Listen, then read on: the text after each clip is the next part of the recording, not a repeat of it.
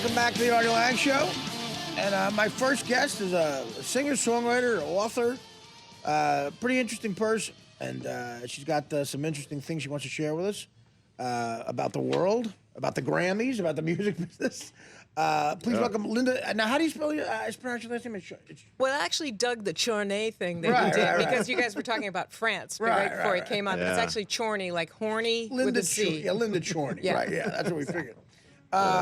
So Linda Chorney's here. Now, congratulations, first of all. Thank you very much. This album you have out got nominated for a Grammy. Emotional Jukebox. Right. Double album, yeah. Now, you're you're the first person to get nominated with no label or so. What is the status? Well, you don't have a record label or No. I've had a few close calls in my career. I played in bars for 30 years, you know, did the whole thing, trying to make it, broke the top 40 when I was 40 years old, but then the company went bankrupt and just kept going at it, and then it didn't happen for me, and I started singing at ski resorts and having a great time. And then this one fan who was at the ski resort actually heard me play, and we became friends. And 9 years later, his name is the Rock Doc. He really loves music. He's a guitar player, but he's an anesthesiologist. So he said, Linda, I want you to make the album of your dreams. And he gave me a budget 10 times what I used to spend on. No kidding. Yeah, and he says, I don't want anything in return except for you to make that album I know you can make. Right. I was like, you're kidding, right? I mean, this is just an amazing gift, better than a record deal. And so I put together the greatest musicians I could find. Lisa Fischer from the Rolling Stones. Did you see 20 Feet from Stardom? Yeah, well, Lisa Fischer's the one, she sings background, the Gimme Shelter. She's amazing. Yeah, sure. She's I know the she bomb. And then I had Leon Pendarvis from the Saturday Night Live band, and then Will Lee, bass player, and Jeff Peever. Best players in the world. Will Lee's from Letterman, Yeah, from Letterman. Yeah, sure. And I produce the album myself. I write a symphony. I do everything. I don't give a rat's butt about airplay. So I have 7-minute songs. I have long solos and all that. And we get done with it. And my husband, who's one of my biggest fans, he says, Linda, this album's so good, I want you to put it in the Grammys.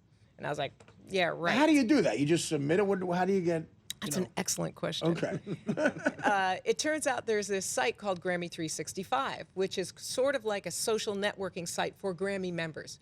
When you join, it's like Facebook, and you can ask people for their contact. And once you do, once they accept your friendship, you can send them your music, and vice versa. They can send you yours. I'm also a voting member of the Academy. Oh, okay. And so when it comes time for the Grammy considerations, I listen to a ton of music, they listen to a ton of music, and I reached out to these people and said, hey, can you listen to my album? It's up for Best Americana Album. And lo and behold, I got nominated. You got nominated. Now, Americana means what, like folk music or something? Or what? I have no friggin' idea what Americana What does Americana mean? I don't know. Well, congratulations. That's amazing. Thank you. Now, what you say there's some news about the Grammys that you want to share with people that is going to break or something. Yeah, well, what's interesting is, and bothers me, is that when I was nominated, it was a democratic process.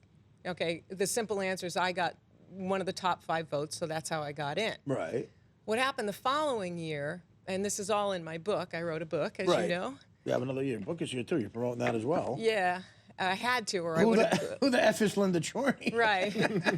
Good title. Go ahead. Thank you. Well, that actually comes from after I got nominated, people in the industry, that's what they said. They said, who the bleep is Linda Chorney? And so I thought that was funny, and I ran with it and made T-shirts and all that. Cool. But what happened was, the year after I got nominated, the Americana Association was not happy with the fact that I was nominated because I'm not part of the Americana Association. Yeah. I mean, and so they Who the did hell everything. Knows who is? They did everything they could to try to discredit me, my music. I cheated. I got death threats, and it was quite a trip. How were they saying that you cheated? They were saying that you were like a hacker. Right, like a computer. I have hack master. Yeah, I have no idea. I can't even use Dropbox. So yeah, right. So death threats. Yes, and that's no kidding. And what the catalyst that made me write the book is I call this guy Mr. Grammygate. Nothing to do with Bridgegate. I know the gate thing is the big deal. And he said to me, "Hey, do you really want to know about Americana and airplay and how it works?"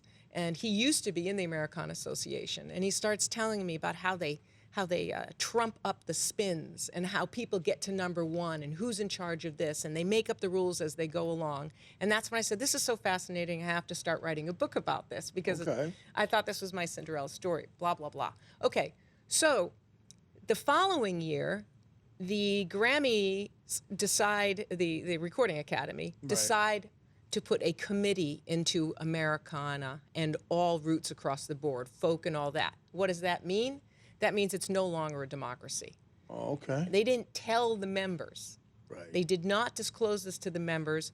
And what happens is there's a group of individuals that nobody knows who they are. And out of the top 16 people who were voted in from Deloitte and Touche,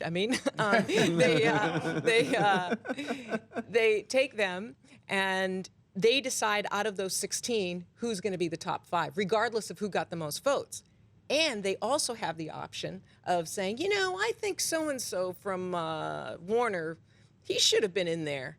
Well, I think we should put him in there too. So it's got nothing to do with democracy. They get 2 wild card slots. So now you've got 18 people, and they decide who the final 5 are. Okay? Wow. So And they this added, is just in Americana, no, it's in a in few. folk.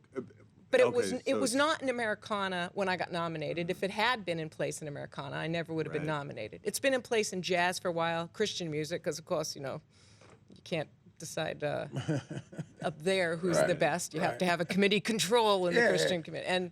And so, at any rate, the following year they had Billboard magazine, and they had my name in there, and they were advertising, hey, look what membership can do for you. Little Linda Chorney, Right.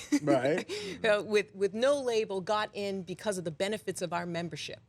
And at the same, at the same time, they put the committee in. So they're bragging about what a level playing field it is and what an opportunity it is. And at the same time, they put the committee in without telling anybody. Yeah. And then the following year, this other guy, Al Wasser, got in, another no name without a label. Right. And then they put a committee in that category afterwards. Jeez. Is it a coincidence? I don't know. So they just control whatever they want to control, basically. They make up the rules as they go along. Yeah. And I just don't think it's right. No, it's not. Definitely not. And in addition to that, like I said, they didn't tell anybody. I talk in the book about the committees, and they came clean with the committees all of a sudden now, after the fact. Right. But membership when I began was 6,000 of indies. And what happened was it grew to 12,000 in the last 2 years, with mine and Al's nominations being very publicly announced. So that's a lot of income. Definitely. And a lot of membership. So what happened this year, and this is what blows my mind, and this is a first here on the show. Now you've got 12,000 independent members, real indies, not indie labels that are that have major distribution with a company. These are just regular slobs like me, busting it out, 12,000, trying to get known. So now we're all voting members, and like I said, in the social networking site, you can communicate with everybody and ask them to listen to your music. I'm in day 2 this year. I submitted again in pop this year. I decided I'd go into pop. Okay. Second day, I'm writing to people asking them to listen to my music for consideration. There's a big sign. Due to spam, we are limiting the amount of messages you can send. Oh, way. Yeah, during the round, not beforehand. Okay, you pay for your membership, and you have certain services that are provided for you. What do you have to pay for the membership? It's $100 for 1 year and like $260 for a 3-year package deal. You know, you save a few dollars, but you know, you're looking at 12,000 people paying that kind of money. Right. It adds up. Yeah. But what I believe happened was the amount of indies, the power was shifting, where the indies had a lot of votes, and they were afraid, in my opinion. Right. I can't prove any of Right. this. Right. I can prove certain things, but I can't prove other things. That they were afraid that the power was shifting, and we were going to get a lot more indies voted in. Now, they said it was spam. There is no spam. What their argument was, well, people are getting bombarded with 12,000 people asking them to listen to their music. What do we, you know, that it's bothersome. Right. But they have an option where the voting member can opt out during voting season, so they don't receive any mail. So Right. that's Check. That's already eliminated. Well, what if I just want to hear from my friend John? He's really a football player and he can sing. What if I want to hear about his music? Well, you can choose exactly who your contacts are and get rid of the ones you don't want. Right. So they've already eliminated that issue. So coming up with the spam stuff was total, I call it a crock block. That's my new thing. So so it's just these big labels trying to control, they want their artists to get nominated and nobody else. I mean, it's like, so it's a bunch of crap, really, Yeah, well, here's my issue. Who do you listen to? What do you guys like to listen to? I mean, I like classic rock. Yeah, me too. I mean, I like everything. I like a lot of different stuff, but my main music would be classic rock. Right, which is organic, which is real. There's no auto-tune. There's no this. And that stuff used to be pop. Right, exactly. And what bothers me is that I think the suits are controlling what is brainwashing our children today. We grew up with great music. That's music. Right, yeah. Not auto-tune stuff and right. With The Stones were pop music. Yeah, exactly. Yeah. So I am actually on a movement to make pop music real music again. Yeah. Well, I mean, listen, I know what you're saying. I mean, the auto-tune and everything like that, and we got to take a break, but I want to get into, like, how you say, like, there's only a couple of people who write songs now for these people. Right. And they're like no-name, faceless people who write songs. I mean, I'm sure they get money, but, Britney Spears doesn't write those songs. Somebody else writes those songs, right? Exactly. And it's all auto-tune and... Although sometimes they get their names on the publishing so that they get, they write like 2 words of it and they'll get they get money. But I happen to agree with everything you're saying. So we're going to take a break and come back with more Linda Chorney right after this. The Artie Lange Show, weeknights on Audience, only on DirecTV.